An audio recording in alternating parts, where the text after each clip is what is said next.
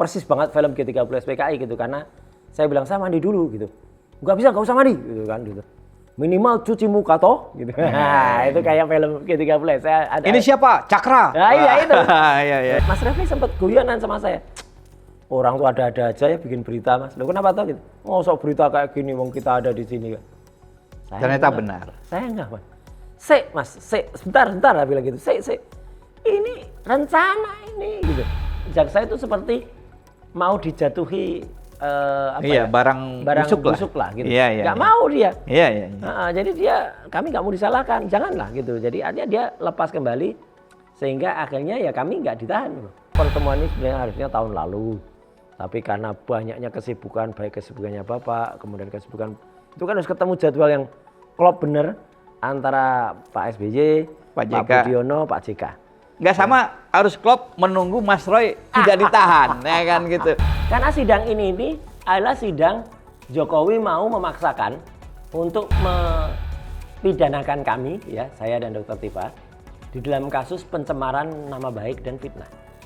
Bukan soal ijazahnya ini.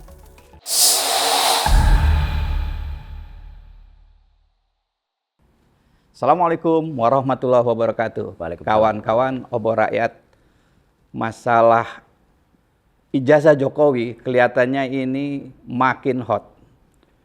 Belum ada kejelasan seperti apa. Kemarin sempat ada rumor yang kemudian dibantah ijazah Pak Jokowi hilang. Wah, saya kaget juga, saya malam-malam dapat WA tersebut. Ketika kemudian Mas Roy dan Dr. Tifa ditangkap oleh polisi, dalam hal ini Polda Metro Jaya, 88 polisi Polda Metro Jaya menangkap 2 orang ilmuwan. Itu juga bikin heboh sekali ya kan. Kelihatannya ini ada kiamat kecil di dunia ini ya kan, di Indonesia. Kemudian tiba-tiba alhamdulillah kejaksaan sangat wise memberikan penangguhan penahanan. Saya kira itu langkah yang tepat. Saya pikir tadinya akan segera sidang. Nggak taunya Mas Roy melakukan langkah yang di luar perkiraan saya. Beliau memperadilankan penangkapannya oleh polisi. Nah ini pokoknya nih makin seru ya kan. Sudah hadir di studio kita orang paling hebat, paling top, paling dicari saat ini ya kan, Kanjeng Raden Mas Tumenggung Roy Suryo. Selamat datang. Terima kasih. Sama-sama Mas Dodo. Mas, ini pemirsa Obor Rakyat ini pengen tahu nih. Apa drama yang drama juga ya, drama dulu ya. Itu Anda dan Dr. Tifa ditangkap oleh Densus 88 sebutannya karena ada 88 polisi yang menangkap 2 orang. 88 Mas. Ya, kalau sebutan Densus mungkin kurang tepat ya. Quote unquote gitu kan. Tapi Densus yang lebih tepatnya Cakrawirawa. Oh, Cakrawirawa. Iya. Jadi mengingatkan kita pada kejadian tahun 65. Benar. Jadi artinya kita berbincang ini hanya beberapa jam setelah saya tadi dalam sidang pra-peradilan itu menunjukkan, menayangkan bukti-bukti ketika saya ditangkap. Ya, jadi ada rekaman video, ada juga CCTV, tapi CCTV-nya akhirnya tidak jadi saya tayangkan karena takut terjadi multi interpretatif karena di CCTV itu kan nggak ada suara. Oke. Ya, jadi hanya video aja nggak ada suaranya, dan di video itu jelas betul ada suara ketika si salah satu oknum penyidik itu bilang kalau borgol ada. Kemudian ada juga istri saya yang nggak sah. Mana surat anunya? Mana saya nggak mau tanda tangan, itu juga ada ya. Kemudian sampai driver saya yang juga ikut mengambil gambar. Tadi alhamdulillah bisa juga bersaksi di sidang, dan dia juga menyatakan kalau sebenarnya mereka itu memaksa masuk ya, memaksa dibukain pintu gerbang, memaksa naik, kemudian memaksa masuk kamar tidur. Itu yang paling tidak sopan ya, artinya tanpa berikan ACC sebelumnya, mereka langsung menggelandang driver saya, yang kebetulan yang jaga di rumah driver, kemudian langsung naik ke kamar tidur. Dan itu tadi sudah diputar di praper. Nah nanti sedikit saya cerita soal praper. Tapi ada hal yang penting tapi ini saya kira penting ya. Tadi Mas menyebutkan bahwa saya ditangguhkan penahanannya. Sebenarnya tepatnya memang tidak ditahan. Oh, memang tidak ditahan? Tidak ditahan. Dan ini yang tadi kita praperkan juga. Jadi saya cerita strategi globalnya. Oke. Ya. Memang setelah terjadinya penangkapan yang brutal itu pada tanggal 19 Juni yang lalu, kenapa saya katakan brutal dan sempat saya cerita itu seperti peristiwa G30 SPKI, karena benar-benar tanpa ada surat, tanpa ada surat pemberitahuan ya gitu. Kalau pada saat penangkapan mereka memang bahas surat. Tapi surat itu pun tadi kita peraper juga, dan konyol banget sebenarnya surat-surat itu ketika diperaper. Muncul sekali banyak kelemahan dan ketidaksesuaian. Asal kopas saja di surat itu juga banyak gitu. Jadi biasalah mereka mungkin copy paste aja surat penahanan untuk siapa, di print lagi namanya ganti gitu kan. Nah, itu juga terjadi gitu. Nah, jadi salah objek bahkan mungkin. Kalau salah objek enggak, nama mereka mungkin teliti betul karena saya dari awal memang selalu cermat ya, teliti ya dalam ketika waktu itu melakukan berita acara klarifikasi, kesaksian sampai dengan tersangka. Kan saya banyak sekali mengkritisi berbagai lokus, berbagai tempus yang ada. Jadi mereka mungkin hati-hati di situ. Cuman ada beberapa malah pasal yang mereka nggak teliti gitu. Biasanya kan saya nggak terlalu teliti soal pasal. Nah, salah pasal berarti? Ya, salah penggunaan KUHP. Oke. Jadi harusnya sudah menggunakan KUHP yang baru, tapi mereka masih menggunakan KUHP lama. Tapi nggak kompak antara penyidik yang datang ke rumah dengan tim hukum yang tadi membela. Nanti debatnya lucu ini, ya gitu. Tapi sebelumnya gini, yang ingin saya sampaikan. Menarik. Jadi peristiwa tanggal 19 Juni yang lalu itu, selain tanpa ada surat sebelumnya, waktu itu kan saya sebenarnya nunggu-nunggu itu selama seminggu itu. Karena konon P21, artinya batas pelimpahan untuk dari kepolisian kejaksaan, itu kan konon waktu itu sudah diumumkan tanggal 2 Juni. Meskipun saya selalu mendebat, mana P21-nya, nggak pernah ada bukti, saya bilang gitu. Nah, kalau kemudian itu sesuai dengan aturan, sekali lagi nih kalau sesuai dengan aturan, 14 hari setelah tanggal pengumuman P21 itu berarti tanggal 16 Juni itu harusnya sudah dilimpahkan. Nah, 16 Juni itu kebetulan waktu itu kita ingat adalah tahun baru 1 Muharram ya, tahun baru Islam. Jadi tanggal merah. Nah, berarti saya nunggu kalau nggak Seninnya, Rabunya. Ternyata di minggu itu, ya di minggu tanggal 19 itu Seninnya tidak ada surat, Rabunya nggak ada surat. Makanya Kamisnya saya pergi, Mas, sama beberapa aktivis ke Bandung.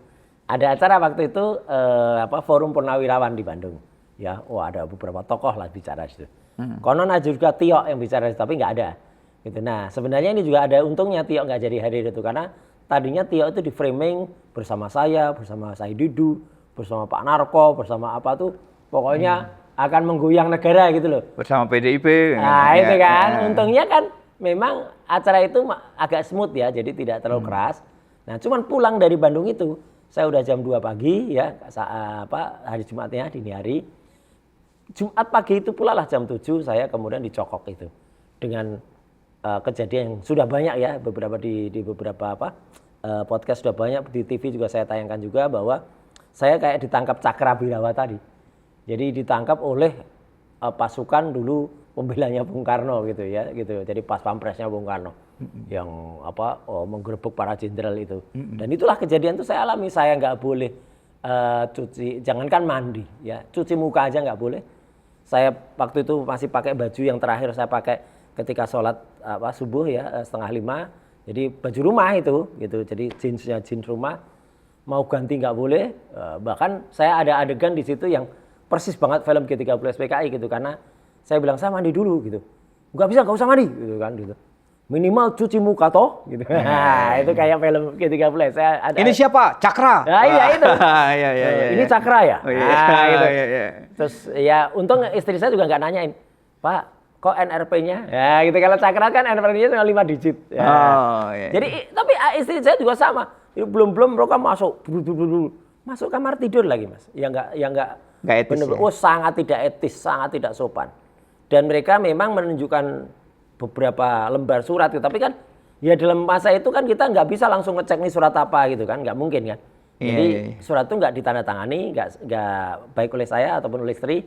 Saya langsung dibawa ke Polda Metro Jaya. Dan lucunya itu singkat kata untuk menjawab tadi kenapa saya nggak ditahan itu, memang di Polda juga nggak sempat ditahan. Jadi di Polda itu nggak ditanyain apa-apa, tidak diperiksa, karena pemeriksaannya kan sudah habis, sudah P21. Mereka nggak bisa nambah lagi pemeriksaan apapun kan. Iya. Jadi saya masuk ke Tahti, tapi baru sekitar ya hampir 2 jam ya gitu, tiba-tiba ada pemberitahuan harus dibawa ke Rumah Sakit Polri di Keramat Jati. Wah, kami sempat berdebat keras waktu itu. Rame, kita dengan lawyer dan rame. Toh akhirnya bisa kami dibawa juga gitu ke Rumah Sakit Polri. Tapi ya ini, kadarullohnya gitu ya. Alhamdulillahnya juga di Rumah Sakit Polri itu ketika dilakukan pemeriksaan kesehatan, parameter beberapa hal di tubuh saya dan Dokter Tifa itu kurang bagus. Gulanya tinggi, tekanan darahnya juga, tensinya naik gitu. Ya jadi dokter malah itu, dokter ini yang kemudian menyarankan untuk tidak boleh ini dibawa ke Polda. Ya, jadi ini harus 3 hari rawat inap. Sempat kami juga ribut waktu itu. Oh, kok rawat inap gimana? Jangan-jangan mau di COVID-kan gitu kan. Kan cerita-cerita macam itu kan ada. Tapi saya oke lah. Yang penting saya nggak ada. Jadi terus terang ini baru saya bilang. Nggak ada saya mau diinfus segala nggak. Jadi kalau obat ya saya pakai obat saya sendiri. Gitu. Oh, Mas Roy nggak mau diinfus? Nggak boleh ada nggak boleh ada zat apapun masuk ke saya. Iya. Ya bukan apa-apa. Iya. Kita kan juga harus apa ya? Jangankan suntik atau minum aja saya kan juga nggak sembarangan kalau dikasih orang gitu loh. Demi kebaikan bersama, saya katakan. Demi orang lain yang juga nanti siapa tahu saya sebenarnya sudah kena sakit sebelumnya, terus di tempat itu saya minum, terus saya kena kan kasihan yang ngasih minum. Iya. Kalau itu makanya kan saya nggak mau apapun, jadi saya tetap pakai dokter pribadi saya. Kemudian obat oral juga, ya dan saya suntik tapi suntik diabetes, ya. Insulin itu juga pilih saya sendiri. Iya, jadi tidak ada lewat infus. Nah itu masih ada drama lagi, dramanya minggu malam. Wah itu sama kayak G30 tiba-tiba dokter muda, dokter jaga itu, tiba-tiba menghampiri kamar saya, kemudian bilang kalau atas berbagai pertimbangan, tapi dia nggak bawa apa-apa, lucu banget. Jadi atas berbagai pertimbangan, kondisi Pak Roy baik, terus kita persilahkan untuk pulang malam ini. Jam 10 malam, Mas. 10 malam kita mau dikeluarkan. Nggak lazim itu. Sangat tidak lazim. Nggak lazim. Padahal aku juga bilang dokter Tifa pun masih diinfus, kalau dokter Tifa diinfus. Dan GERD-nya tinggi. Nah, untungnya beberapa menit sebelumnya itu secara tak sengaja salah satu kuasa hukum saya, Mas Refli itu baca berita gitu loh. Dan di situ ternyata sudah muncul beritanya. Malam hari ini Roy dan Tifa dibawa kembali ke Polda Metro Jaya. Itu padahal nggak ada hujan, nggak ada angin, nggak ada kabar apa-apa gitu. Dan Mas Refli sempat guyonan sama saya. Orang tuh ada-ada aja ya bikin berita, Mas. Loh kenapa tahu gitu? Oh, sok berita kayak gini, mau kita ada di sini. Ternyata benar. Saya enggak, Mas. Mas, sebentar lah bilang gitu. Ini rencana ini gitu. Iya. Apalagi itu situs mainstream, situs berita ternama. Gitu. Iya. Jamnya jam 8 lebih 16. Wah, saya langsung, Mas, kontak teman-teman deh. Gitu. Yang tadi barusan besok. Benar, teman-teman langsung boleh. Benar, Mas. Enggak sampai setengah jam. Jaga. Ya itu dokter jaga dulu. Terus setengah jam kemudian muncul mobil tahanan dari Polda Metro, lengkap dengan pasukan pagar betis gitu. Kayak sudah mau bawa aja. Wah, ribut malam itu kita.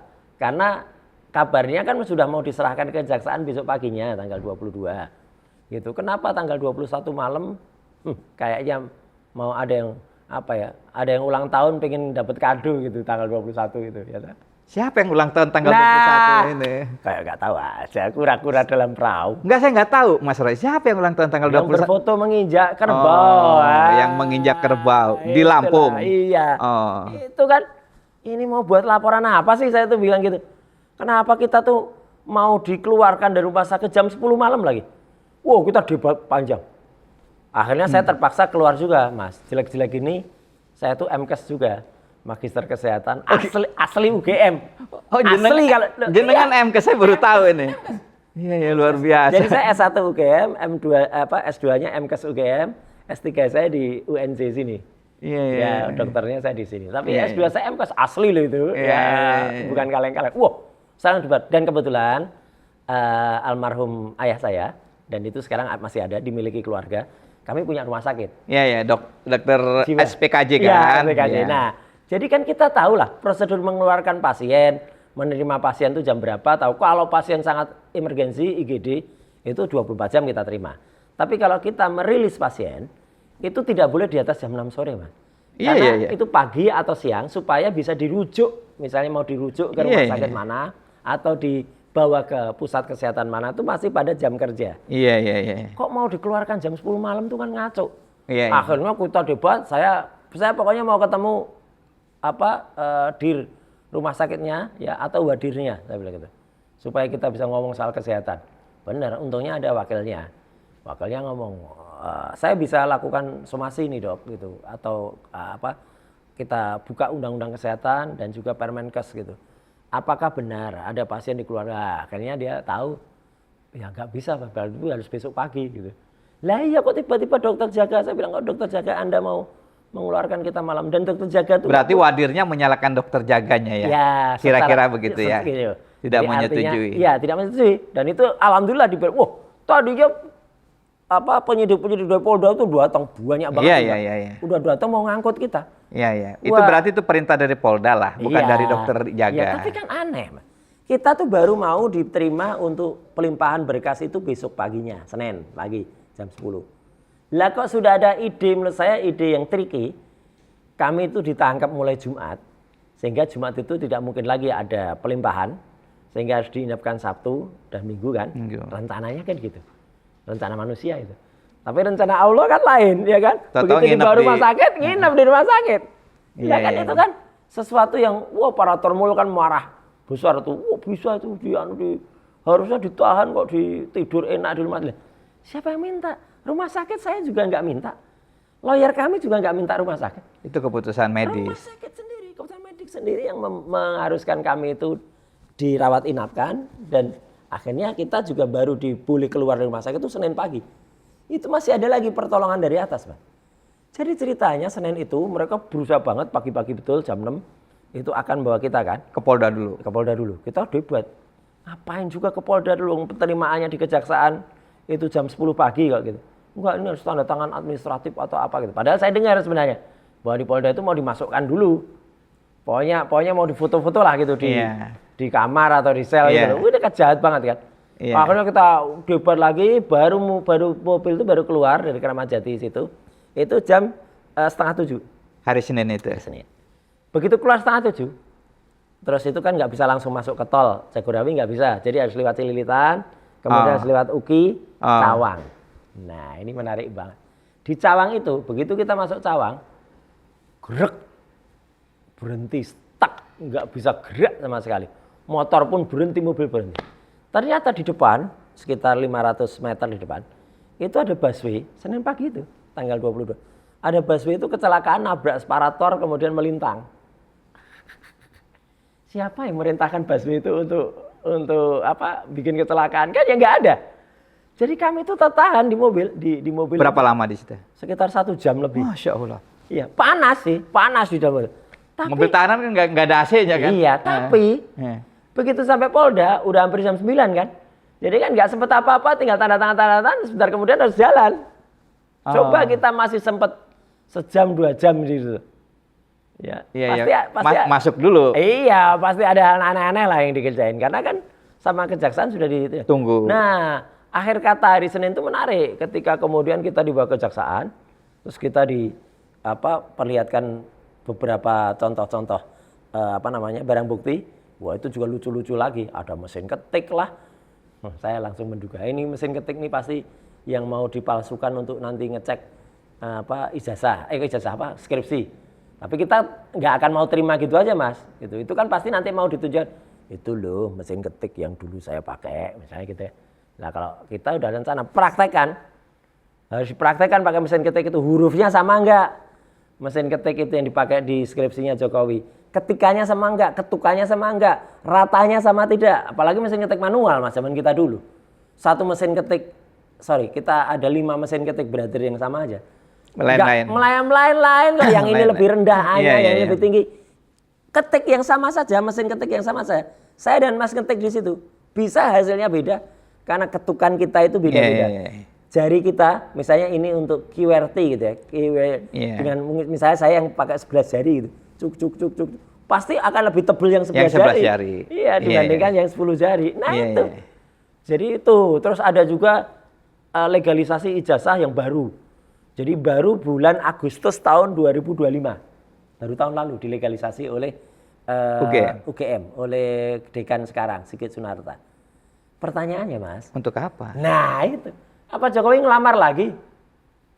Iya. Iya kan? Dan untuk apa dilegalisasi? Makanya, dan waktu itu kami tanyakan ke beberapa jaksa peneliti yang ada. Pak dan Bu, saya minta tolong ditunjukkan ijazah aslinya Jokowi sebagai barang bukti utama. Iya. Bingung mereka, nanti Pak di sidang. Loh kok nanti? Iya. Itu barang bukti utama itu mestinya dalam barang bukti utama itu paling atas gitu. Iya. Ya, atau kalau nggak di situ disimpan secara khusus gitu. Bukan kemudian nggak dikasihkan gitu.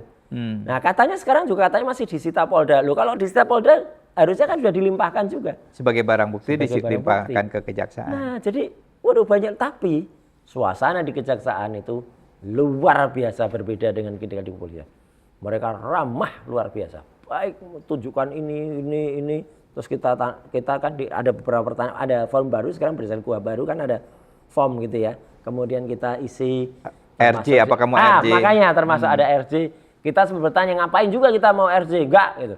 Kemudian kita ada pengakuan bersalah juga enggak. Nah, karena itu standar kuhap yang baru kan. Iya. Dan lucu ya, siang hari itu kita sebenarnya sudah selesai, setengah 12-an itu sudah selesai Mas. Dari jam 10. Tawari makan. Tawari makan aja nggak kayak di kejaksaan. Nggak kayak di polisi. Enggak. Jangankan di polisi. Oh, nggak kayak suasana kejaksaan. Nggak kayak suasana kantor. Iya. Menawarinya masih tanya, mau ayam atau bebek? Iya. Oh, enak banget. Ya bebek dong gitu yang lebih asam urat Mas kalau bebek. Enggak lah. Enggak ya. Enggak. Gitu. Terus minumnya, beliau itu tahu ternyata. Saya itu harus minum ada teh merek tertentu yang bukannya less sugar, tapi no sugar. Low sugar. Iya, no sugar. No sugar. Pertama dibelikan less sugar. Saya bilang, "Duh, Bapak, mohon maaf. Saya ini masih manis." "Oh iya, maaf." Udah baik-baik belikan, masih memohon maaf lagi. Dan belikan berikutnya langsung belikan 5. Waduh, ini kok baik amat gitu. Dan betul, kita luhur langsung diberitahu, "Pak Roy mau luhuran dulu itu kita sediakan ruangan, terus disediakan. Sandalnya aja disiapin blek gitu." Ya saya nggak GR ya, tapi kok baik amat sih gitu. Ya udah, terus kita sholat. Habis itu memang kita lama kita nunggu.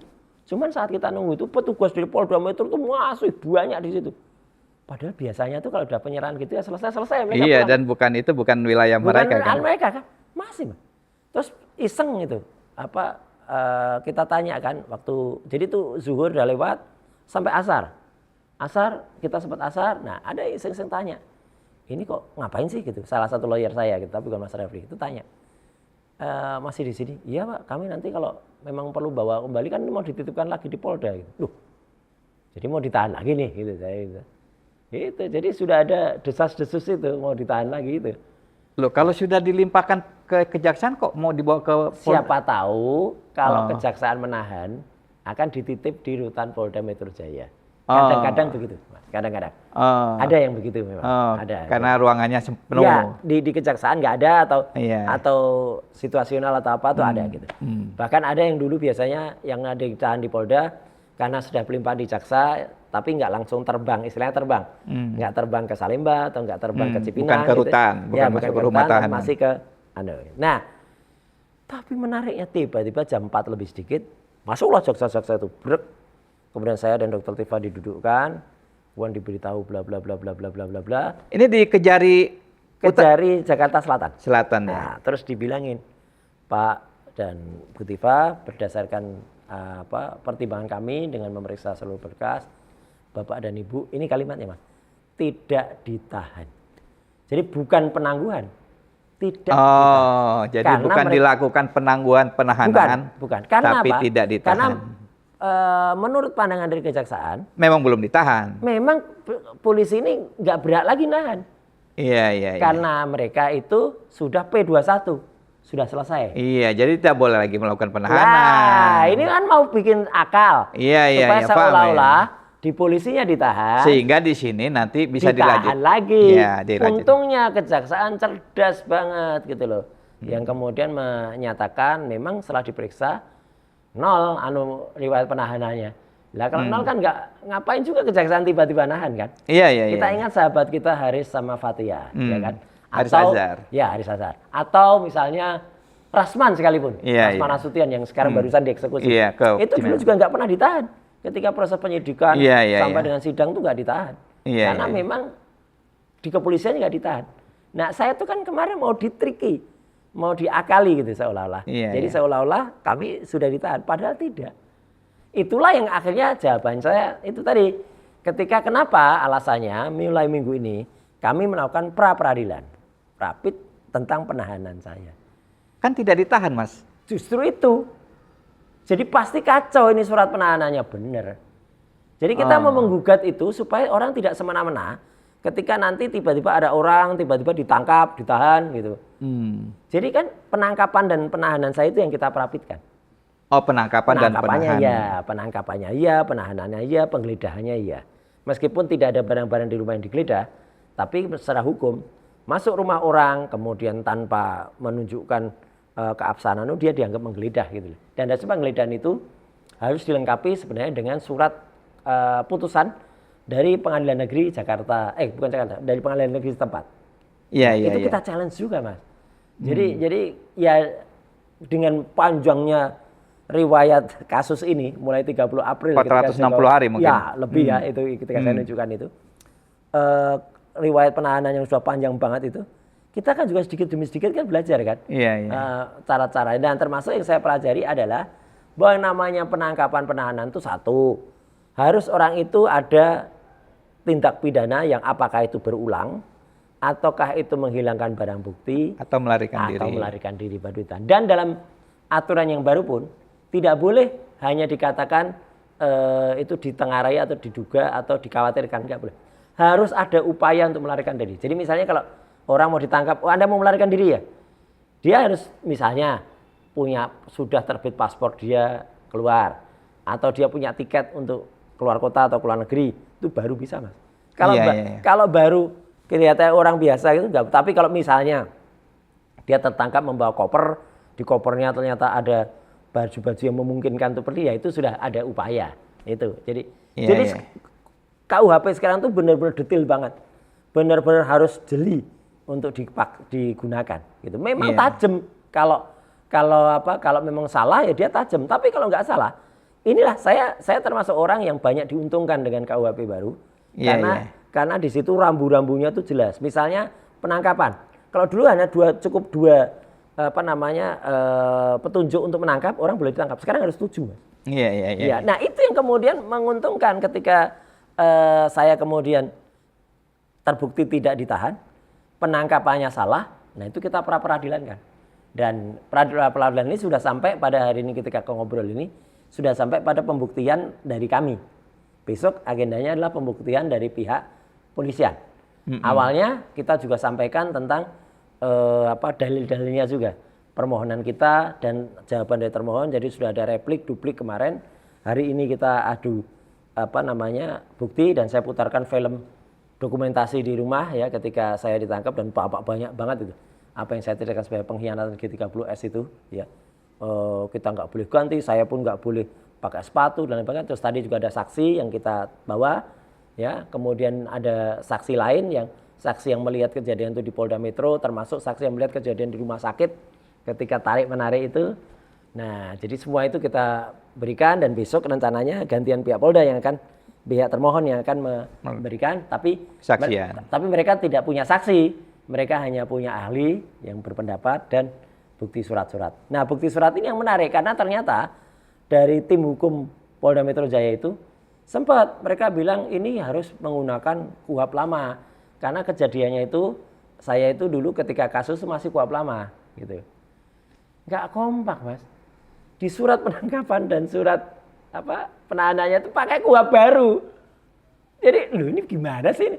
Ini udah mulai kacau. Logika hukumnya harusnya pakai KUHP baru. Iya. Saya bukan orang hukum tapi saya bisa pastikan logika hukumnya harusnya pakai KUHP baru. Ini terjadi sekarang kok. Iya. Kejadian saya di kasus ijazah itu pakai KUHP lama, iya. Tapi penangkapan dan penahanan ini kan maunya pakai KUHP. Dan di situ nambah banget bahwa surat itu kopas. Jadi di situ ditangkap untuk kemudian diperiksa 1x20. Wah, itu tadi kita challenge habis itu dengan ahli pidana.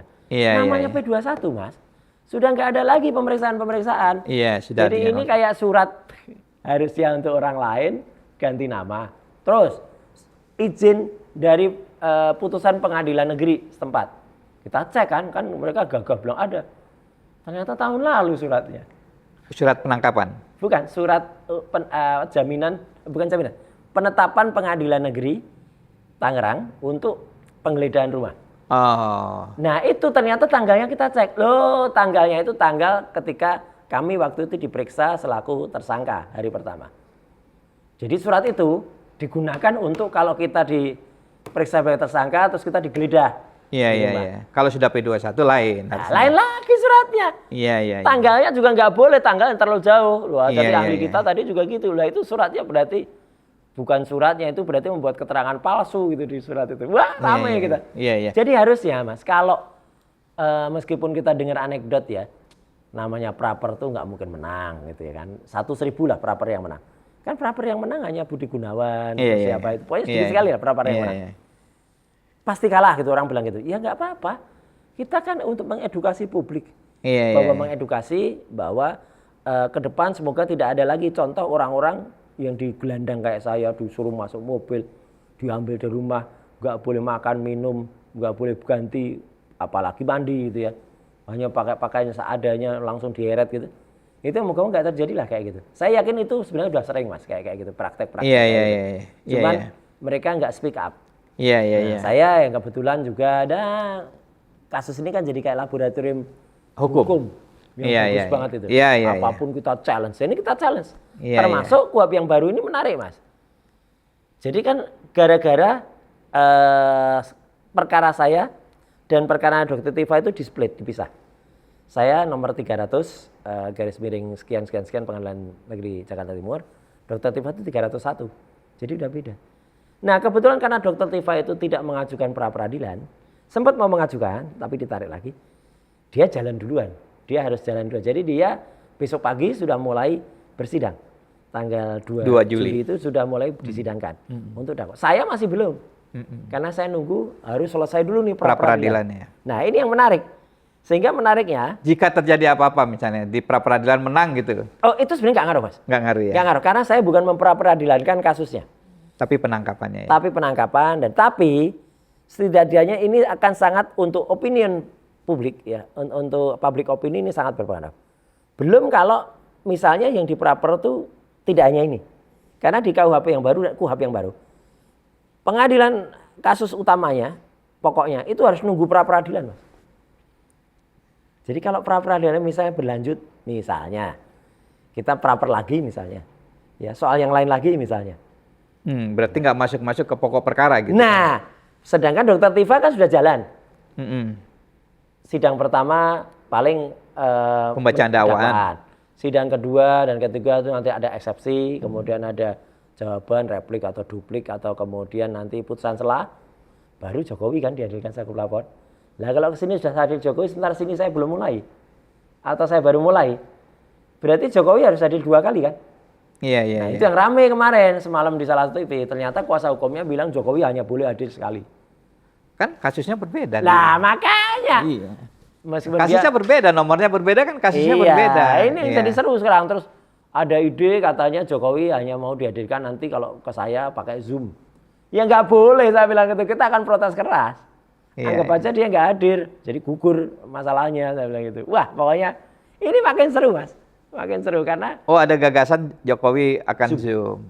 Oke Mas, sebelum ke ke pokok perkara yang pra peradilan. Saya ingin kembali ke tadi di kejaksaan. Saya menilai sikap jaksa berbeda dengan sikap berbeda. Polda. Mas Roy punya analisa apa penyebabnya? Terus terang saya tidak tahu, tapi yang saya tahu mungkin jaksa memang ingin clean and clear di dalam perkara ini. Dia tidak ingin disebut termul, dia tidak ingin salah, dia cermat betul menerapkan, mengaplikasikan KUHP dan KUHP yang baru. Pasal-pasal ya. Dan dia juga menerapkan perma yang baru ya, jadi peraturan MA yang baru, kemudian menerapkan perjan ya, peraturan jaksa yang baru juga kan itu mengikuti KUHP dan KUHP yang baru semua. Sehingga dia teliti betul. Makanya ketika dia lihat, loh ini harusnya nggak ditahan. Dan nggak ada penahanan setelah P21. Kok mau seolah-olah ditahan? Kan jaksa itu seperti mau dijatuhi barang busuk lah gitu. Iya, Nggak mau dia. Iya. Jadi kami nggak mau disalahkan, janganlah gitu. Jadi artinya dia lepas kembali sehingga akhirnya ya kami nggak ditahan. Dan memang kalimatnya tidak ditahan, bukan ditangguhkan. Tidak ditahan. Kemudian kami memang diminta bersiap-siap untuk segera dilimpahkan ke pengadilan kan. Dan buktinya kan memang Dr. Tifa langsung dapat jadwal untuk tanggal 2 Juli. Saya memang tidak atau belum dapat jadwal karena masih ada pra-peradilan yang sedang berlangsung. Dan pra-peradilan ini saya anggap sekali lagi itu penting untuk supaya tidak ada korban lain gitu loh. Ini perspektif lain, Mas Roy.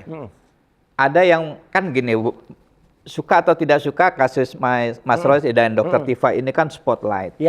Sangat menjadi perhatian. Dan gini, kan kita tahu juga bahwa penegakan hukum itu di Indonesia dan di tempat lain itu tidak berada di ruang hampa lah. Persis. Ya kan gitu. Pasti ada ruang banyak politik, ada ruang apa gitu ya. Kalau dari perspektif politik ya, banyak yang menganalisa memang ini diperlukan juga dalam pengertian kalau saya jadi presiden, katakan saya seorang Pak Prabowo saya senang ada kasus ini, Mas. Saya senang dan saya akan perintahkan kejaksaan supaya bantuin Mas Roy dan Dr. Tifa. Kalau saya jadi Prabowo ya, ini kalau saya jadi Prabowo ya, udah Pak Jaksa Agung, Roy sama Dr. Tifa jangan ditahan. Karena ini Pak Jokowi lagi muter-muter. Ada analisa seperti itu, Mas. Supaya ini jangan naik ini, urusin dulu. Nah, gimana itu, Mas? Analisis itu banyak banget, Mas. Banyak. Termasuk analisis tadi. Seperti itu ya? Iya, bahkan ada analisis yang mempertentangkan antara kekuasaan Solo dan kekuasaan Hambalang. Itu ada. Supaya itu ini dilihat kuat-kuatan. Bahkan yang mengatakan, wah yang kemarin kan itu Parcok itu termul gitu ya. Udah, ini jaksa enggak, bukan termul dia. Nah, itu ada. Terus banyak lah anunya. Soal politik banyak banget ya. Apalagi kan yang lucu hari Minggu malam yang lalu kebetulan nih, Mas. Saya juga ada malam kangen-kangenan keakraban ex Kabinet Indonesia Bersatu dan 2 ya yang diselenggarakan di Cibubur. Ya, itu ramai, itu banyak sekali dan selain Pak SBY, Pak JK juga hadir, Pak Budiono juga hadir. Dan semua menteri-menteri mantan menteri itu hadir. Itu, Mas. Saya sebenarnya masih mau 2 hari lalu kalau nggak salah ya. Iya, hari Minggu. Saya punya rekamannya semua, artinya rekaman video itu. Ya. Dan itu menarik banget setiap kali beliau bertemu itu. Ya. Wah itu dengan ada yang semangat masuk ini kita. Cuman kan kalau itu saya tayangkan kan nggak enak juga untuk beliau itu kan. Tapi tetap mau saya tayangkan. Hanya mungkin suaranya saya samarkan atau jadi biar terserah persepsi orang. Mau ada yang bilang ada yang nampak begini, ada yang gini. Artinya Mas Roy mendapat dukungan dari teman-teman. Iya, alhamdulillah lah. Gitu. Itu ya. Meskipun itu pasti ada yang nuduh juga nanti. Ini loh orang besarnya ada di sini. Ya itu, ya enggak lah. Kalau Pak JK ini apa? Ngendiko apa? Wah, menarik Mas. Janganlah gitu. Enggak kira-kira apa? Spill. Ini penting ini. Support. Semua itu support. Ya meskipun tidak secara vulgar dikatakan wah gimana gitu enggak. Tapi kalau Pak JK itu kan orangnya bagus lah. Iya. Dan logis kan beliau kan. Orangnya sangat logis. Iya logis. Dan tidak hanya ini.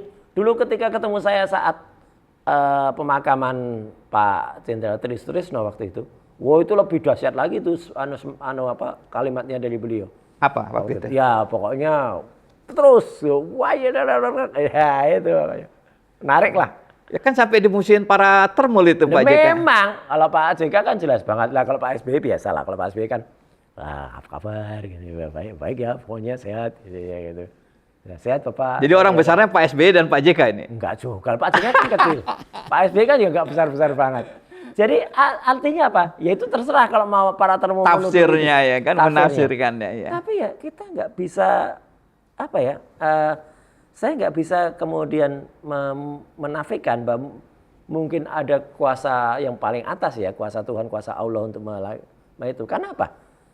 Pertemuan itu kan terjadi ya setelah saya bebas, bukan bebas ya, tidak ditahan. Jadi kan beda banget lah suasananya, ya kan? Itu sangat-sangat dianggap ya mungkin saya oleh beliau itu malah ada yang mengatakan Roy ini loh kayak kucing aja gitu, nyawanya 9 gitu.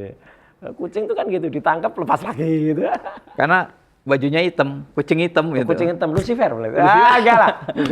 Lucifer itu kucing jahat. Kebetulan saya hobi kucing. Nah, jadi artinya memang sinyal-sinyal kayak gitu tuh ya saya nggak bisa nyalain lah kalau ada orang nuduh, daripada kita nolak-nolak. Ya kan lebih baik saya ketawain aja. Gitu. Padahal saya tahu persis kalau Pak SBY bikin acara itu kan sangat terjadwal kan. Sangat. Nggak mungkin lah karena Mas Roy baru dinyatakan bebas kita bikin acara kan nggak gitu. Pak kan? CT juga sampai bilang sebagai sohibul baitnya karena acara itu di hotel beliau. Itu kan juga bilang pertemuan ini sebenarnya harusnya tahun lalu. Tapi karena banyaknya kesibukan, baik kesibukannya Bapak, kemudian kesibukan itu kan harus ketemu jadwal yang klop bener antara Pak SBY, Pak Budiono, Pak JK. Nggak sama harus klop menunggu Mas Roy tidak ditahan, ya kan gitu, supaya bisa hadir. Ini tambah-tambahin aja ya. Iya, ini harus hadir. Karena kan Mas Roy kan anggota kabinetnya Pak SBY, ya kan gitu kan. Dan itu, aduh, benar-benar tidak ada yang tidak. Tapi saya nggak bisa nutupin ya. Mostly bahkan all lah gitu, nggak ada yang enggak lah, gitu. Karena semua juga support, nyelamatin, mendoakan. Ya supaya perjuangan itu harus terus ditegakkan gitu. Iya. Padahal ada juga menteri yang aktif, Menko yang aktif juga ada datang. Iya. Pak Zulhas datang. Bang Zulhas ya. Dan Bang Zulhas juga ada videonya. Ketika gini. Ada iya. Bang Zulhas gini kan. Iya. Ngerangkul saya. Kawan. Dia ya kalimatnya apa? Gak usah saya keluarkan ya. Maju tapi terus. Sikapnya ada. iya. Sikapnya tampak dan ketawa-ketawa itu kita. Tapi ya Pak Jokowi nih, Bang Zulhas ngasih semangat nih ke Mas Roy, ya kan gitu. Ya wajar lah, Wong. Sesama dulu dalam forum itu kita kan dulu sesama anak buahnya Pak SBY, ya kan gitu. Jadi ya wajar lah gitu ya. Iya. Dan ada beberapa menteri aktif juga di situ. Iya. Tapi kan ya itu karena apa ya kita saling kenal, kenal. Terus ada juga angkatannya 74, angkatannya Pak SBY yang diundang, Caraka Dharma. Dan juga beberapa Cadaka Dharma. Iya. Dan beberapa petinggi-petinggi yang lain. Pak mantan Kapolri juga ada.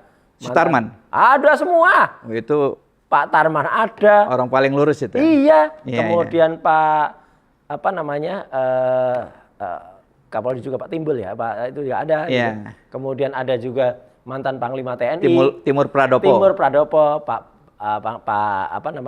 Soehartono ada. Kemudian ada juga Pak Joko Suyanto, itu lengkap lah itu. Iya. Jadi, Mas, kembali ke laptop. Peradilan. Iya. Ini ada bukan kritik lah, tapi kekecewaan nih. Para penonton ini kan udah gemes nih, ya kan? Ini kapan nih sidangnya? Ya. Wah, kan gitu nih, gini, kapan sidang? Tahu-tahu belok lagi peradilan lagi. Gini. Gimana tuh? Tidak salah.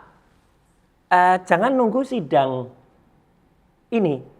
Karena sidang ini adalah sidang Jokowi mau memaksakan untuk mempidanakan kami, ya saya dan Dr. Tifa, di dalam kasus pencemaran nama baik dan fitnah. Bukan soal ijazahnya ini. Jadi artinya kami ini berdua mau kayak dibabangtrikan, kayak mau digusnurkan. Karena objeknya bukan ijazah ya. Iya, dan saya tidak yakin ijazah aslinya, yang kalaupun itu asli ya. Bukan juga ijazah yang fisik itu akan ditampilkan. Karena kalau iya, harusnya kemarin ketika pemeriksaan kelengkapan barang bukti di kejaksaan, itu paling atas harusnya. Oh, jadi nggak ada itu ya? Nggak ada. Ya berarti besok kalau sidang bukan sidang ijazah. Makanya mungkin nanti yang mau ditampilkan yang lain atau mungkin itu baru dikirim. Kan nggak boleh, harusnya kan namanya P21 pelimpahan. Katanya ada 709 barang bukti. 1,5 meter kata Pak Ugro. 1,5 meter anunya. Tingginya. Tinggi, betul, memang 1,5 meter. Tingginya, dan itu isinya kalau kita baca ya lucu aja kita, ya karena gua ada hubungannya semua, ya malah nyita, misalnya nyita harian KR, nyita yang di BAP itu teman-teman angkatan, tapi belum tentu yang yang selulusnya barang gitu, jadi aneh lah pokoknya itu. Pokoknya terlalu banyak keanehan lah di situ. Iya. Padahal orang-orang yang seharusnya diperiksa, nggak diperiksa. Kenapa saya bilang orang yang seharusnya diperiksa? Misalnya kemarin sempat muncul. Ya bukan rumor lagi kalau saya bilang, karena sudah sampai kepada teman-teman yang berusaha mengejar sampai mereka membentuk tim namanya tim pemburu ijazah palsu. Ya, Mas Rustam Effendi, Rizal Fadila, kemudian Pak Heru, mereka udah nembus dan mengejar namanya pasar pramuka. Ya, pasar pramuka itu bukan sekedar isu, karena sebenarnya baunya sudah nyengat banget tuh. Siapa pemilik kiosnya sudah jelas, siapa yang orang yang pernah bekerja di situ, bahkan ada yang sudah mengaku bilang, saya nanti mau hadir sebagai saksi tapi nanti di persidangan. Dia yang ikut membuat palsunya itu. Hanya ini objeknya kan bukan Nah, makanya jadi objeknya fitnah. Objeknya fitnah. Iya. Jadi inilah sebenarnya kejahatan yang ada. Iya. Harusnya objeknya ijazah. Makanya kita kejar lagi sekarang dengan ada pelaporan ijazah lagi. Meskipun baru Dumas di Mabes Polri, tapi setidaknya ini ada di Barreskrim. Ini setidaknya adalah ingin menapak tilas dulu yang pernah TPU lakukan dan sudah di stop itu. Sekarang jalan lagi nih teman-teman. Bahkan sudah ada beberapa, dan ketika kasus sidang CLS Citizen Lawsuit di Solo waktu itu sempat yang akhirnya di NO juga ya, itu kan sempat pembuktian ijazah. Jadi ada ijazah UGM tahun 85 milik almarhum Pak Bambang, siapa itu ya, Pak Bambang namanya pokoknya. Kemudian itu ada ijazahnya bagus banget, ukurannya lengkap, fotonya kelihatan sudah foto usia lebih 40 tahunan. Kemudian embossnya ada. Sebagai komparasi ya? Iya, watermarknya. Sementara ijazahnya Jokowi nggak ada. Katanya waktu itu nggak bisa dipinjam dari Polda. Lah kan aneh. Pengadilan itu kan forum tertinggi, Mas. Iya, boleh. Harusnya bisa, mau pengadilan pidana, mau perdata, mau pengadilan apapun, pengadilan itu forum tertinggi. Itu nggak bisa diatur. Padahal saksi-saksi juga udah ada di situ. Jadi kesimpulannya, kalaupun nanti Mas Roy disidangkan, itu berarti bukan kasus ijazah palsu ya? Iya, makanya kita challenge. Makanya dengan kasusnya dugaan fitnah yang dilakukan oleh Mas Roy. Padahal, tapi kan jahatnya, Mas. Fitnah itu kan kalau dulu pasalnya 310 311. Iya, 310 311. Sekarang 433 434. Tapi kan ini ditempeli dengan 32 35 ITE. Yang 32 35 itu sebenarnya adalah hukuman untuk orang yang memanipulasi gambar, kemudian mengunggah gambar itu, dan kemudian gambar itu jadi rekayasa. Atau 35 sebaliknya. 35 itu gambar yang tadinya tidak asli, direkayasa, ditampilkan seolah-olah asli. Ini pasal ini dikenakan ke saya gitu, dan ke Dr. Tifa. Karena ancamannya banyak. Tinggi, 8 dan 12 tahun. Itu yang digunakan untuk alat. Padahal dua pasal itu tadinya, Mas. Itu tadinya memang dikenakan untuk respon. Tenang aja, Mas. Feeling saya Pak Prabowo ini di kubu Mas Roy. Udahlah, ini kan kita ngobrol-ngobrol hukum. Jangan manas-manasin dulu. Enggak, nanti tembok Yerusolo. Yerusolo. Tembok Yerusolo meratap. Feeling saya Pak Prabowo ini mendukung Mas Roy. Karena ya harus mendukung. Mas, ini soal lain ya. Terakhir. Kan Anda melihat kemarin Pak Jokowi keliling ya, mulai keliling ke Lampung. Itu saya dengar Mas Roy meragukan itu Pak Jokowi. Gimana? Gini. Saya bukan orang ahli hal itu ya. Tetapi banyak banget dokter yang kemudian sempat ngobrol, dan dokter-dokter senang Mas ngobrol dengan saya. Kayak kebetulan saya MKes juga kan gitu. Jadi kita sering ngobrol. Ada dokter Zul, termasuk juga dokter Tifa, termasuk juga dokter-dokter yang lain ya, termasuk mantan Menkes ya. Itu Bu Fadila Supari kemarin juga ketemu pada saat, dan kemudian jejer kita ngobrol banyak banget ketika di satu meja kita di acara forum KIB itu. Nah itu masyarakat maka tidak heran atau jangan kemudian disanggah kalau masyarakat pun banyak yang kemudian mencurigai, benarkah sosok Jokowi ini itu masih Jokowi yang dulu? Maksudnya yang di Lampung itu masih sosok yang sama dengan Presiden Jokowi? Iya, karena indikasinya sudah banyak. Dulu sempat beredar viral banget itu. Orang yang disebut Jokowi itu ketika di Bandara Solo, Adi Sumarmo, merangkul Iriana dan ditolak. Ditepis. Kayak viral itu ya? Viral banget itu. Terus tinggi Jokowi. Berbeda? Yang di Lampung dengan yang sebagai Presiden? Yang di Lampung dengan yang sebagai, dulu kan itu tinggi banget ya. Dengan Letkol Syarif ya, ajudannya dulu Kompol Syarif, itu tingginya dulu terpaut banget. Kemarin di Lampung tuh nggak jauh beda tingginya.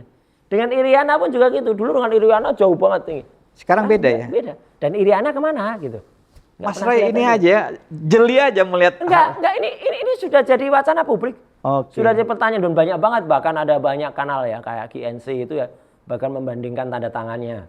Oke. Saya tidak sampai ke situ karena ilmu saya memang bukan itu. Bukan itu. Ilmu saya adalah ilmu untuk meneliti ijazah, meneliti foto, dan saya bukan kesimpulan kalau foto yang ada di ijazah itu memang bukan fotonya Jokowi gitu loh.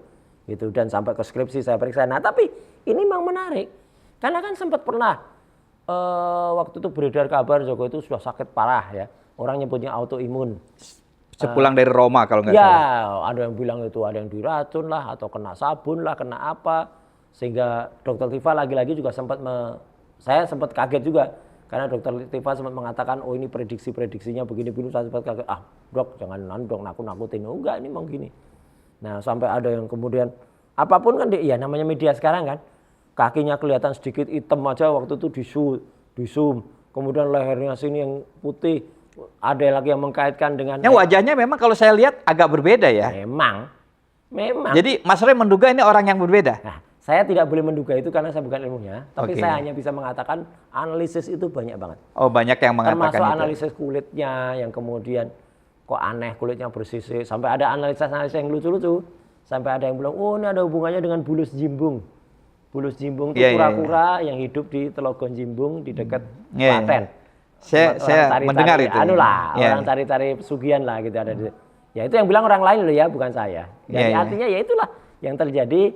Ya sudah kalau saya bilang nggak ada hubungannya dengan pra-peradilan.